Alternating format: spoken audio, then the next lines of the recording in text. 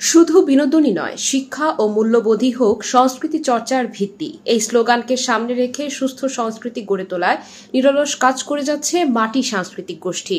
দেশের সাংস্কৃতিক প্রাচীনতা রক্ষায় এবং পশ্চিমা সংস্কৃতির আগ্রাসন থেকে দেশীয় সংস্কৃতিকে ধরে রাখার লক্ষ্যে তারা নানামুখী কর্মসূচির পাশাপাশি প্রতি সপ্তাহে শিশু কিশোর সহ সকল বয়সী সংস্কৃত মনাদের নিয়ে সাংস্কৃতিক আড্ডার আয়োজন করে আসছে। নোয়াখালী, কুমিল্লা, ফেনী ও চাঁদপুর জেলা পর্যন্ত ছড়িয়ে থাকা এই আড্ডায় প্রত্যেক জেলার সাংস্কৃতিক সম্পাদকগণ সরাসরি উপস্থিত থেকে অনুষ্ঠান পরিচালনা করেন।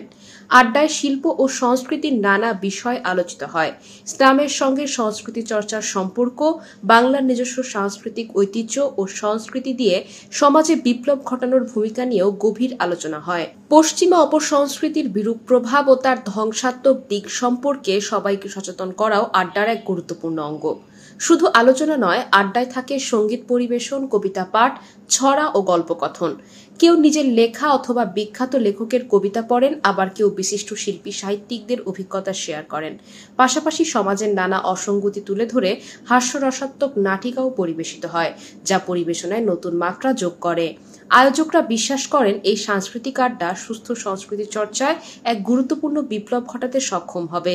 এটি মানুষের মধ্যে সুস্থ শিল্প সাহিত্য ও সঙ্গীতের প্রতি আগ্রহ জাগিয়ে তোলে, বিকৃত অপসংস্কৃতির প্রভাব কমায় এবং নতুন প্রজন্মকে ইতিবাচক মূল্যবোধে উদ্বুদ্ধ করে। তাই এটি সচেতনতা ও সুন্দর রুচি গঠনের শক্তিশালী মাধ্যম হিসাবে পরিগণিত হবে।